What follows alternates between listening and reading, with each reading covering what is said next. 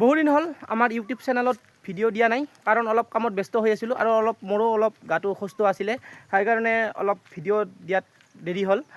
গতিকে আপোনালোকক মই দেখুৱাই আছোঁ যে আমাৰ নতুনকৈ ষ্টাৰ্ট কৰি থকা গাহৰি ফাৰ্মখন, মানে আপোনালোকক আগতে এখন ফাৰ্ম দেখাইছোঁ, সেইখন আমাৰ ঘৰত আছে আৰু এইখন এখন অলপ বেলেগ ঠাইত আছে, মানে ঘৰৰ পৰা অলপ দূৰত কৰিছোঁ, কাৰণ অলপ গাহৰি ফাৰ্ম কৰিলে অলপ মানুহ দুনুহ অলপ কম, মানে সমাগম থকা ঠাইত কৰিলে অলপ বেছি ভাল হয়। সেইকাৰণে মোৰ এটা ঠাই আছিল, তাত আমি নতুনকৈ গাহৰি ফাৰ্মখন নিৰ্মাণ কৰি আছোঁ। গতিকে আপোনালোকক তাকে দেখুৱাবলৈ চেষ্টা কৰিছোঁ যে কেনেকৈ আমি গাহৰি ফাৰ্মখন কিমান % সম্পূৰ্ণ কৰিলোঁ। আপোনালোকে ভিডিঅ'টো চালে গম পাব, বেছি দীঘলীয়া নকৰোঁ। এইখন হৈছে আমাৰ গাহৰি ফাৰ্মখন, এইখন হৈছে চাওক, এইখন হৈছে আমাৰ 2 নম্বৰ ইউনিট।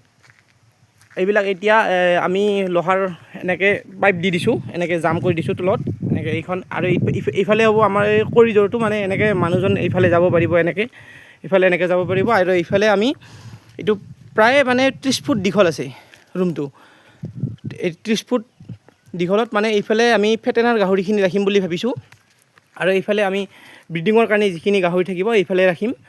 গতিকে আপোনালোকে চাওক কেনেকুৱা হৈছে, কমেণ্টত জনাওক। এইখন নতুনকৈ আমি নিৰ্মাণ কৰি আছোঁ, আৰু আছে আৰু ঘৰত আছে বাৰু। আৰু সেইটোত মানুহ থাকিব, সেইটো মাটিৰ ঘৰ।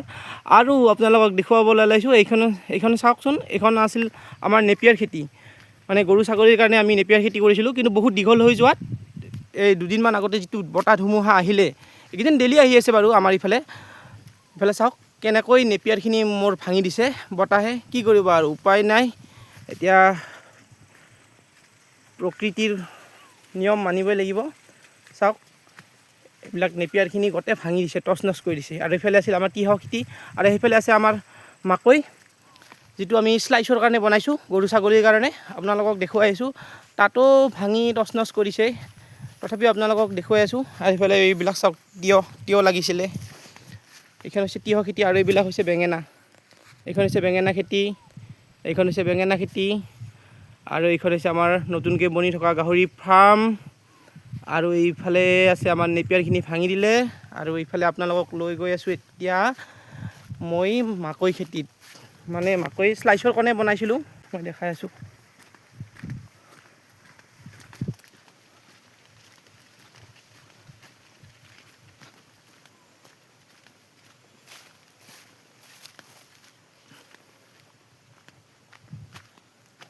এইবিলাক চাওক,